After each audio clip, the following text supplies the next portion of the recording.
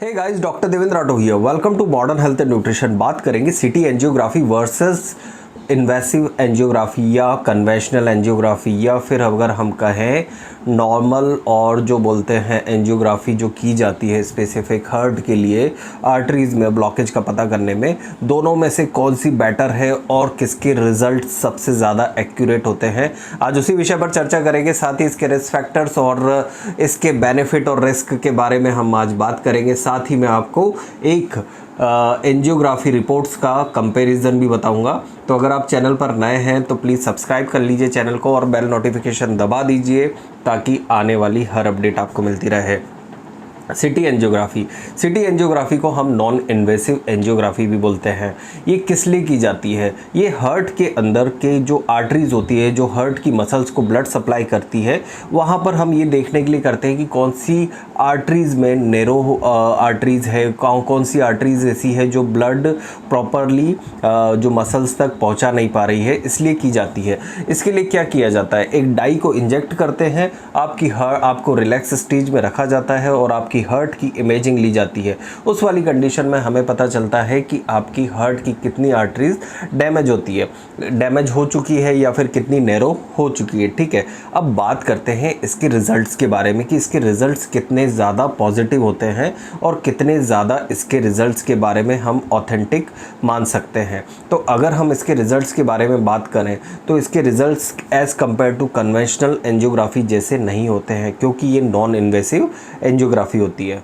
अब non invasive angiography है तो ऑब्वियसली इसकी कुछ लिमिटेशंस होंगी, जिसमें हम देखते हैं कि कई बार हमें स्टेनोसिस देखने को मिलता है, कई बार कैल्सिफिकेशन देखने को मिलता है। तो ये क्या करता है, अगर आपकी आर्टरीज के अबोव पर भी कोई कैल्सिफिकेशन है और वो वहाँ पर भी वो कैल्सिफिकेशन को शो करता है, लेकिन अगर आपकी ये वाली रिपोर्ट में अगर आपको कहीं पर नैरो डाउन आती है, आर्टरीज नैरो आती है, या फिर कहीं पर हमें डाउट लगता है, तो आपको कन्वेंशनल एंजियोग्राफी की तरफ फाइनलाइज करने के लिए, डबल चेक करने के लिए जाना पड़ता है। ठीक है, तो एक इसका मेन रिस्क फैक्टर, मतलब एक तरह से देखा जाए तो एक ये चीज़ कंडीशन देखी जाती है as compare to dye inject क्या करने से आपकी जो आर्टरीज रहती है वहाँ पर पता चलता है कि कितनी आर्टरीज आपको डैमेज है। डाई क्या करती है, कॉन्ट्रास्ट जो रहता है, एक्सरे पड़ती है उस डाई पर और उसके अकॉर्डिंग वो इमेजिंग क्रिएट करती है, इमेजिंग जो रहती है, इमेजेस बनती है। अब डाई जो लगती है as compare to conventional angiography, CT angiography में काफ़ी मात्रा में डाई इंजेक्ट होती है। तो अगर आप किडनी के पेशेंट हैं तो ऑब्वियसली अवॉइड करें।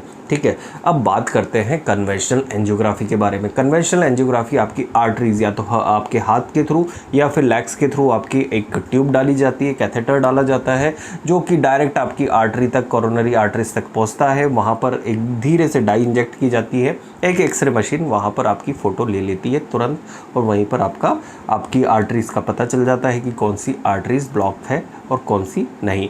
अब बात करते हैं एक पेशेंट के रिजल्ट्स के बारे में। ठीक है, तो ये दो रिपोर्ट्स मैं आपको बताऊंगा। सबसे पहले मैं आपको सिटी एंजियोग्राफी की रिपोर्ट बताऊंगा, फिर उसके बाद हम जो नॉर्मल एंजियोग्राफी है उसकी रिपोर्ट्स के बारे में चर्चा करेंगे। तो आप खुद अंदाज़ा लगा पाएंगे कि कौन सी बेटर रहती है। अब आपके सामने एक पेशेंट की एंजियोग्राफी रिपोर्ट है, उसके अंदर आप देखेंगे कि कोरोनरी सिटी एंजियोग्राफी लिखा है और कैल्शियम स्कोरिंग लिखा है। अब बात करते हैं इसमें जो उन्होंने कॉन्ट्रास्ट टाइप कौन सा दिया है और कितना दिया है, साथ ही कंडीशन इनके बारे में बता देता हूं कि ये पेशेंट एक तरह से एरिथमिया के पेशेंट है। एरिथमिया के पेशेंट मतलब इनको आफ्टर कोविड देखा गया था कि इनका जो हार्ट रेट है वो बढ़ा हुआ आ रहा था। ठीक है, तो उस कारण से इनका एंजियोग्राफी करा गया था। अब इसके समरी में जाते हैं हम। समरी में हमें जो एलएडी आर्टरी है, एलएमसीए आर्टरी है, वहाँ पर हार्ट कैल्सिफिकेशन प्लाक दिख रहा है। ठीक है, वहाँ पर हमें पता चल रहा है कि काफ़ी ज़्यादा ब्लॉक्ड है। अब एलएडी आर्टरी के बारे में हम बात करते हैं। एलएडी आर्टरी में अगर हम बात करें तो नैरोइंग बता रहा है 48% और डिस्टल सेगमेंट में 52% के आसपास नैरोइंग बता रहा है। अब बात करते हैं LCX arteries moderate to severe luminal narrowing बता रहा है। ओरिजिन अगर देखें तो 70% नैरोइंग बता रहा है इस वाले केसेस में। और आरसीए जो आर्टरी है वो बता रहा है कि इरेगुलर ल्यूमेन है, मतलब जो ल्यूमेन है वो प्रॉपरली फाउंड आउट नहीं हुआ है, मतलब प्रॉपरली बना नहीं है, या फिर अगर कहें हम प्रॉपरली जो ल्यूमेन है वहाँ पर ऐसा देखने को मिल रहा है कि काफ़ी अप एंड डाउन दिख रहा है। ठीक है, अब इनकी सिटी एंजियोग्राफी की रिपोर्ट होने के बाद डॉक्टर जो भी कार्डियोलॉजिस्ट थे इनके, उन्होंने बताया कि आप एक बार इनको नॉर्मल एंजियोग्राफी भी करवानी पड़ेगी। अब नॉर्मल एंजियोग्राफी की जो हमें रिपीटेशन देखने को मिला, LCX में जितना 70% बता रहा था बिल्कुल भी नहीं है। LMS जो LED आर्टरीज़ में जो थोड़ा बहुत स्टेनोसिस बता रहा था सिटी एंजियो में, वहाँ पर भी बिल्कुल क्लियर आया है। RCA में अगर हम बात करें वहाँ पर भी कोई भी कंडीशन देखने को नहीं मिली है। तो ऑब्वियसली इस सब से हमें ये पता चलता है कि अगर आपको दोनों मतलब अगर आपको कोई हार्ट से रिलेटेड समस्या है, अगर आपका ECG गड़बड़ आ रहा है, या फिर अगर आपको एरिथमिया जैसी शिकायत होती है, तो you should go for directly for a conventional angiography. CT angiography क्या होता है, एक रूटीन चेकअप के लिए बेस्ट रहता है। सिटी एंजियोग्राफी जैसे आप रूटीनली चेकअप करवा रहे हो, आपका कैल्शियम स्कोर ज़्यादा है, तो उस वाली कंडीशन में आप स्टेनोसिस और एथेरोस्क्लेरोसिस की कंडीशन देखने के लिए आप सिटी एंजियोग्राफी करवा सकते हैं। अदरवाइज़ आपको जो कन्वेंशनल एंजियोग्राफी होती है वही आपको सूटेबल रहती है।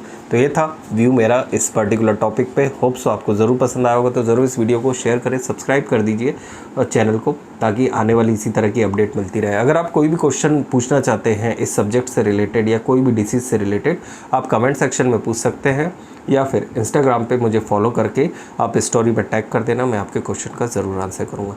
Thank you so much guys. जय हिंद, जय भारत।